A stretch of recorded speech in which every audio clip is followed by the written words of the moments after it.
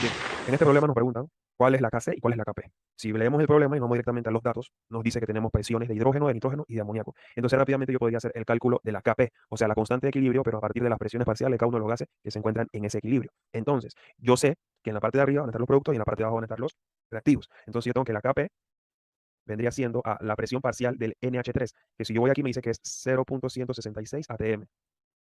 Eso elevado al cuadrado del número que está aquí, entre la presión parcial del nitrógeno, que dice que es 2.46 atm, multiplicado entonces por la presión parcial del hidrógeno, que es 7.38 atm, elevado al cubo. Bien, resuelvo, elevo al cuadrado, aquí multiplico esto por esto, elevado al cubo, y me tiene que dar un resultado directo, ¿no? Y entonces el valor que lo tengo aquí aparte de mi cuaderno directo que nos da es 2.78 por 10 a la menos 5 atm a la menos 2. ¿Ok?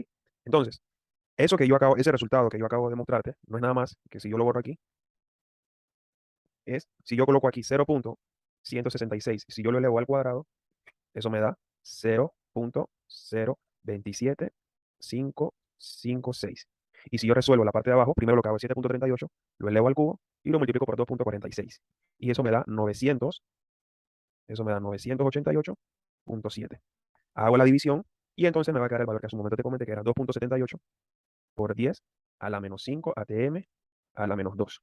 Y tú dirás, ¿pero por qué queda atm a la menos 2? Cuando tú elevas este atm, te va a quedar aquí atm al cuadrado, la unidad. Y abajo, elevado al cubo, multiplicado por atm, sería entonces atm a la cuarta. Simplifica, simplifica, y como abajo es mayor, te va a quedar 2.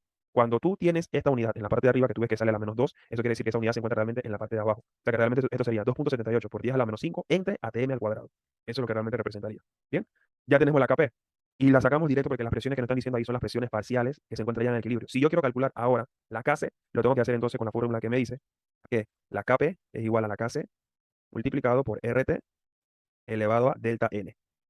Esta delta N que ves aquí no es nada más que la resta de la cantidad de moles de los productos menos los reactivos. Si fijas, aquí yo tengo 2, o sea que la delta N sería igual a 2 menos, y hago la sumatoria aquí, 1 más 3, que sería 4. O sea que sería 4 menos 2 y me quedaría menos 2. Entonces lo que vale delta N es menos 2. Entonces, para calcular la Kc, yo tengo que despejar la Kc, porque yo tengo entonces la Kp. Yo tengo la Kp, pero no tengo la Kc. Quiero buscar la Kc. O sea que al final, despejar sería la siguiente forma. Si está multiplicando, pasa todo esto dividiendo. O sea que la Kc vendría siendo Kp entre RT elevado a delta N, que ya lo calculamos, que es menos 2. El valor de la Kp ya lo tengo, que es 2.78 por 10 a la menos 5 atm a la menos 2. Entre R, que es la constante, 0.08205, multiplicado por la temperatura, que tiene que ser en Kelvin. Tenemos 472. Siempre para transformar a Kelvin solamente le sumamos 273. O sea que si yo quiero saber la temperatura en Kelvin, sería la temperatura en Celsius, que sería 472 grados Celsius, más 273. A ese le ponen punto 15 o solamente se lo suman directamente los 273, y sumándole 273 nos quedaría 745 Kelvin.